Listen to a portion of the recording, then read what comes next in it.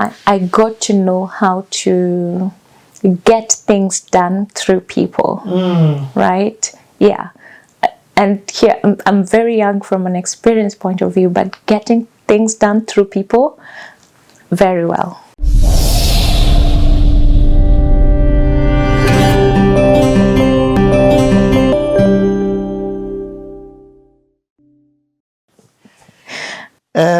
So Ciddy has just given me a whole conversation on something, but I had forgotten to press record. I saw you have been missed today, and your work has truly been appreciated.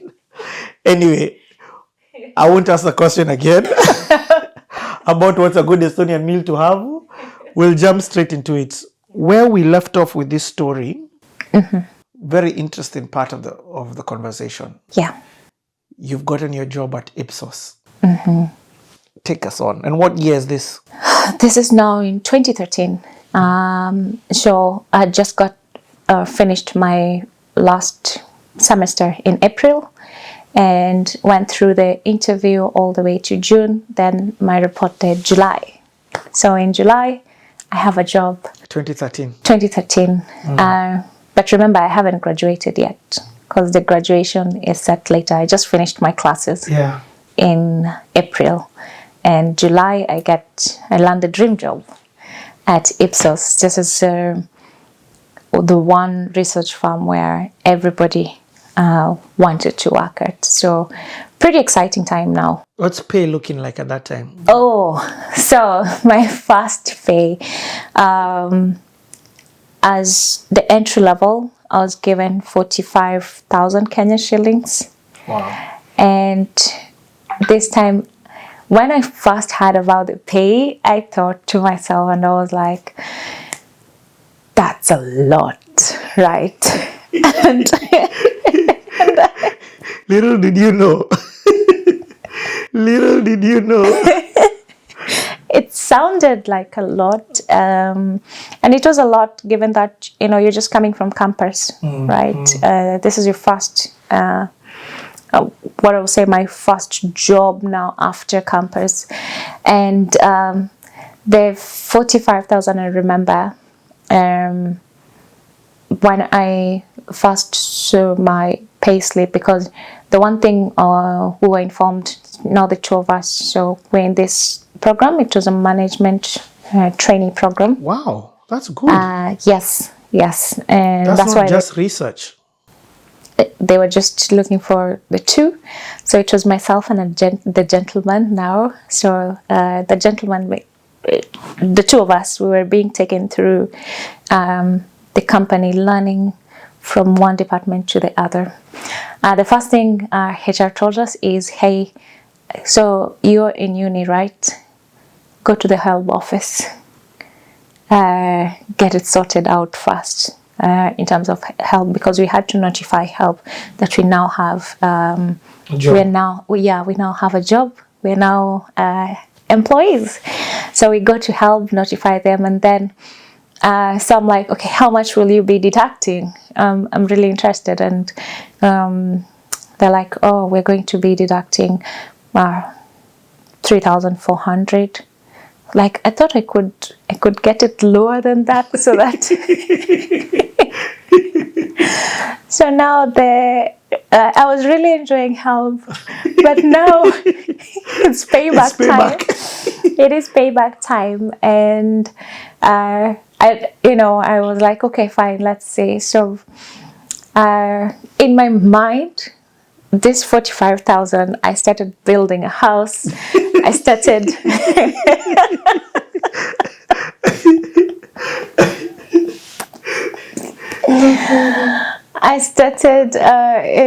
envisioning how I'd, just transition. I remember back in my Kalalini ABC scenario, so I already started seeing myself. By the time I was looking at the net, and I'm living in Nairobi and working in Lavington, because the offices were along James Gishuru, then I was like, oh, wait a minute, it's not even enough. Yeah, it's not that much. But yeah, for just fresh from campus, that was a lot. And just the opportunity. The opportunity it was big. It was big. So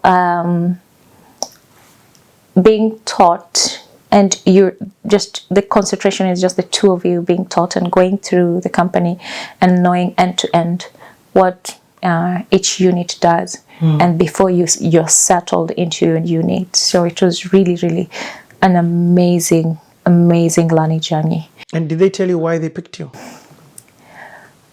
No, they just told us we were the best and we were the top two out of the lot.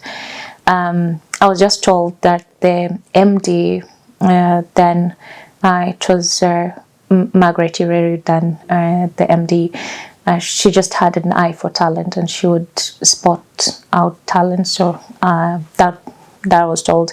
She was in the final interview, and yeah, she made the final decision. And I was like, okay, then there is something, because when you look at it, other people had a lot more, and I was thinking, okay, now you start, do I have enough to get me to the top? And imagine the top was really, really amazing. So I knew definitely there's something they saw in me, right? So yes. And now we start the journey through different, so from data department, looking into how, remember back in uni I was collecting data. So now I started working in the department that analyzes that data, right? Observing the different tools and platforms that they're analyzing this data before it goes to the different research teams, who now, when they receive the data that has been analyzed, they now write the reports to the different clients. Wow. So getting to see the back end of it, getting to see, okay, how do we design the questionnaires, for example, into the mobile platforms? How do we design for different countries, different clients? So that for me was even more exciting, because I'd seen the front end when I was collecting data, but now I'm in the back end, the back office. So really, really interesting for sure. Wow. And I think this time around, so where do you move to? I moved to now the market research. So now no, physically now I'm in Nairobi now. I am no longer in the relative. Remember, first salary, I'm like, now I'm independent, so I can afford my own house. Yeah. Shock. Also, you think? So I moved into my own house, actually, because I was also looking for just what keeps on driving me. Was like, this was temporary. Now I'm moving into more permanent, more responsibility. And I think at the back of my mind, I was even thinking how big of just that sense of responsibility would be for me. So moved into a house. This was back in Nairobi, an area called Lakisama. But then I had to move because I noticed the area was very far. And it would literally cost me 240 shillings to get to work and home, right? And if you're working for a whole month, and back then we didn't have work from home, it was work from office, right? It's a lot of commute. And then the offices are in Lavington. A good thing is the employer was providing lunch, right, which is a good incentive. But then there was transport as well to town, but the distance was quite long. So I quickly noticed that, okay, this model will not work. I have to switch and move closer to where we call it, closer to work, in the Lavington area. But Lavington being Lavington back then. They know where you're moving into. you know. Unless it's an SQ, which if you're lucky to get. If you're lucky to get, Yeah. they were not easy to get back then, and we didn't have many apartments around back then. It was just more bungalows. So either you move into the Kawangware area or Kangemi area, just along the Wayaki Way. Yes, just along the Wayaki Way. So this early days now, me joining Ipsos, it wasn't about the money. It was about just this opportunity and the things I'm getting to do and learning to do. And really, really funny experience is when I was, data department was so protected as well back then. I remember we used to have the landlines that are connecting departments, and this one time somebody calls the data department and I happened to be next to the phone, so I answered the phone, and all of a sudden I'm seeing people at the entrance, but they can't get in because data department had a special access, because we're dealing with data and the, you know, just the privacy and protection of data for different clients and everything. And it happened that the research guys from the research team wanted to find out, who is this new analyst who is answering the phone like this? Do we have a person who is answering this phone in such a nice way that they had come to see who is this person? No way. Yes. Yes. Yes. It's the way you answer the phone. So no, guys. The phone. Yes. Guys, I come and see who is this. Who is this? Yeah. So they came to see who is it. Yeah, but that's so deep. It's because it's back to your voice. Yes. It's back to the voice now. It's back to the voice. Yes. Wow. That was such I remember it vividly. It was such an amazing experience. But I was in that department, so we were going every for a short period of time. You're pinned into a department, you do everything that they do, and then you're taken into a different department. And I ended up in the research team now. So that was supposed to be my final department. Got into this amazing team. They were doing amazing projects back then. Big projects, big clients as well. So yeah, now I'm in research. And in research, do you go to the field? No. So in research, I do get to design everything from end to end. For example, a proposal to a client. They have a problem, so you listen, you create a proposal, then you come in and decide which is the best. If you had proposed qualitative or quantitative approach, then what is the data collection mode and everything, and I would design things like the questionnaire that the team would get to use. I get it. This time round, I've upgraded. You're the back end. I'm in the back end, right? I'm in the office. I did get to go to the field though, to just observe. During things like product testing, you'd find me. I'll be in the field to just get and observe just the look and feel and how everything is set up. Is it to standard? Is there anything that would interfere with the results? Right? But other than that, we had already specialized teams who are trained for each and every activation, for each and every data collection, for each and every client as well. So yeah.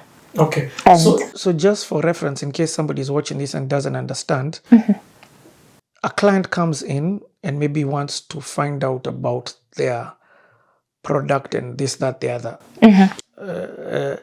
You create the question or find out whether this product that they want to create will be needed in the market. Yes, and so we would specialized in end-to-end. For example, first the concept testing is the concept, the right concept that you have. Will it capture this particular market? Or would have clients who are trying to enter a market would start there. Like we do idea testing, concept testing to test if the product is positioned like this, would the clients actually want to buy? And then after that, we go into the product testing, which is the actual product. The actual product. You now go to the lab. You created the product. You come with it. You tell us we have variant A, B, and C, because all of these have a different cost element to it, and you want a product that your customer base will not notice the difference as much as possible, and the cost is as low as possible, but you don't interfere with the quality, and your customers cannot be able to tell the difference. Yeah, I get it. So we test the product as well. Then when it enters the market, then we test user understanding as well. Yes. And now you're doing this for Big all brands. sorts of brands, all like Big brands. FMCGs. Unilever, P&G, I'm not sure if I'm supposed to name. And the others. All these big FMCG companies, really, really big, international and local, because also Kenyan market was quite unique. Very, very unique. Why do you say that? Michael Joseph said that he got a lot of flack, but I feel like people missed his understanding of what he was trying to say. I'm saying unique from consumer aspect. They're products that did very well in other markets, right? And would test it in other markets, and they would be a green go. But when it came to the Kenyan market and we would do the testing, then there would be no adoption and it will be a fail. Wow. So that's why I'm saying the Kenyan market is quite unique. Yeah. There are things that worked elsewhere and the client would come in and would want to try it here, and the market response would be a no. So that's why I say it's quite unique. And then there are things that also we got to find out they just affect the Kenyan market and not other markets. Yeah. A good example will be detergent. There was a detergent that was causing irritation and a peeling of the hands. That's just Kenyan market. Wow. But not other market. This same formulation, same product is doing so well in a different market. So there are those things that you can't just go into a market and think because it worked for these other markets, it will work for this. And that's why I think research is so important. It saves you a lot of money and a lot of time as well, because coming up with a product is so intense. Yeah. And we had the times I had to tell clients that this is it's a no. It won't work, and they, as much as they were not happy, they would appreciate the time it saves from them launching a product that is not going to work in a country. So when people think of Ipsos, they only think of it from the presidential polls. And also one of the things that I always wonder, I'm like, how come I've never been interviewed? What else are they doing this data of? I keep hearing this thing. I'm like, no one has ever walked up to me and asked me, how many times I did use MPESA? How many times I did use I'm like, I am market. Yeah. If you look at the population itself and you look at the poll, for example, just looking at 2000, which is, if you go out and try and see the 2000, the person we would interview, the sample size is, it's a fraction, yeah. So chances of you getting that is very small. But that's surprisingly, after I left research, I got more contacted on research than when I was in. Yes. I'm like, oh, okay. Even though I don't qualify because I have a research background and I've done it. But yeah, I was surprised to get a call one day and I was like, this is what I used to do. This is what I used to do. But yeah, so this time round, learning through the ropes,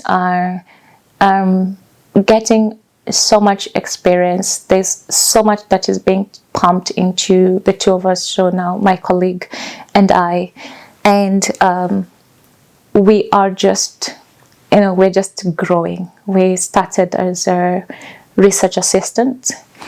By the time I was in my 4th year, I was the senior research executive. And has your salary gone up? Yes. So my salary went up. I remember the first bump I got was up to 55,000, wow. Then 60,000, then 80,000, right? So I'm like, oh, it's a lot. But also the responsibility was a lot, and it was a fast-paced environment. You're handling different projects, right? At the same time, you're handling different clients at the same time, and I quickly noticed that there was also specialization part of it. So I had done market research, I had done product testing, I had done also a bit of the customer loyalty research, which is more about employee engagement and customer support. So I ended up specializing. I specialized 1 year in product testing. Then I went into, I like the customer loyalty more. So I went into employee engagement and customer support type of studies. So when you say studies, it's not going to school for that. No. It's the study of that within the organization. Within the organization. So, for example, I would come to your organization and I would look at are your employees engaged, right? And then I would look on the flip side, are your customers happy, right? Because there's a connection between the two. So I would do an entire employee survey. Audit almost.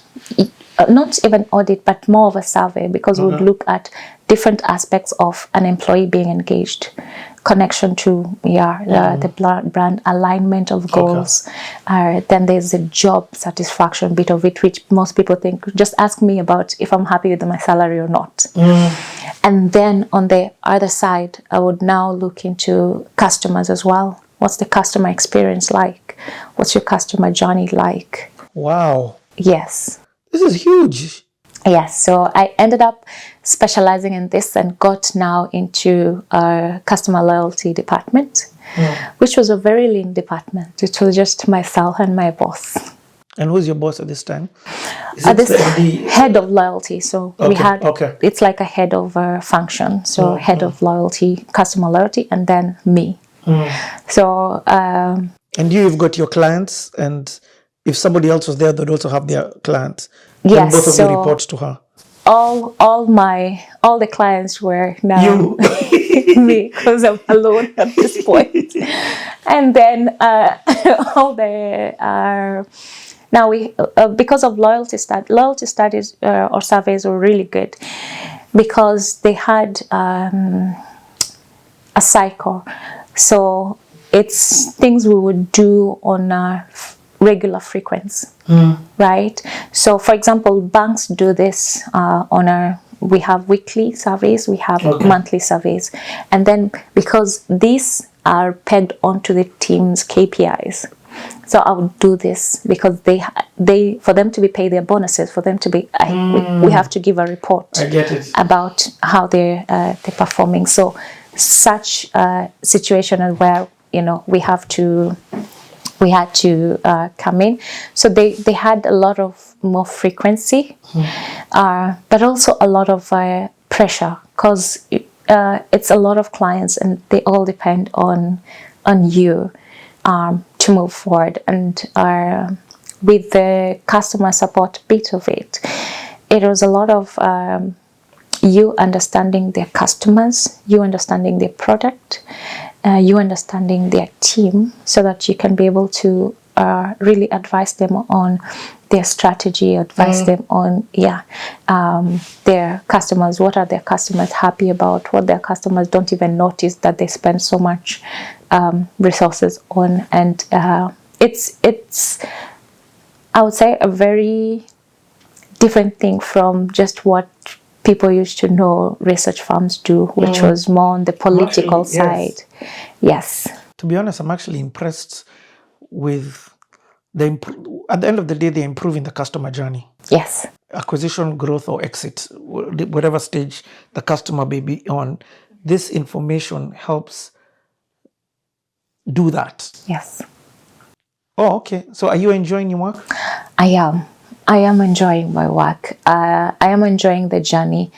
I'm enjoying the experience of getting to learn all these things bit by bit from different people. I'm enjoying also it's an international firm at this point, right? So there's the international experience, and first time I'm told, okay, this client, you need to go and present in Tanzania. We're booking you a flight. Where is your passport? And Richie, like, I have my ID. Nickel ID. I don't have a passport. So they're like, what? Yes. So I had to quickly run to the immigration center. Thank God they had you could do a temporary. Yes, for right? Tanzania, yes. Yeah, so I did that. I did the temporary one, and got my first flight actually out of the country through work, going to present to a client. Yes. Tanzania, yes. And from there on, it was now just getting to go into different places, because one thing about the loyalty studies as well is, for example, a bank. You can have a bank, a big bank, but it has 14 branches in Africa. I get it. Right? So when you're doing a loyalty study, you're not just doing about one country, but you're doing about each and every of their countries. And each country is managed slightly different. So you have to go and present to each and every country. And that's when I started to have an interest in travel. And to now getting to go to these places, exposure, and getting to go outside of the country, where back in high school I could hear, my fellow students talking about, international experience and international travel. But now I'm like, this is how it feels, right? Getting to get to these different places. And it was thanks to my first job that I started to travel. And I knew, okay, you have to have a passport. It's important. You have to have a passport. I love it. Yes. I love that you're learning on the go. On the go. But also you adapt and you move on. You very fast. Yeah. Very, very fast. I was like, yes, I'm gonna get it. And I knew, I want to travel. Yes, it's a yes. So yeah, got to travel and to just get to experience different cultures, and at the same time, it's a high demanding job, because you're dealing with a lot of clients. You're dealing with you have to have a way of a structure along how do you deal with all these clients and manage their accounts. And such a successful department as well. It was very lean, so we're very good at saving costs. You're right. Compared to the big departments that we had. Yeah. But it was really, really working so well. And because I'm doing a lot, and my experience going from the management training level, I got to know how to get things done through people, right? Yeah. And here, I'm very young from an experience point of view, but getting things done through people, very well. You're in your 20s? Yes, I am. Wow. Yes, I am. I actually graduated while I was working, so I had to take a day off to go graduate. Yes. Okay. Where do we go from there? How long are you at Ipsos?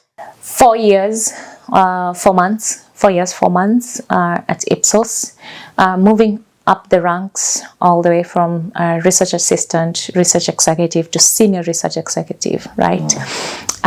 From there, it's research manager and above. So senior research executive. And at this point,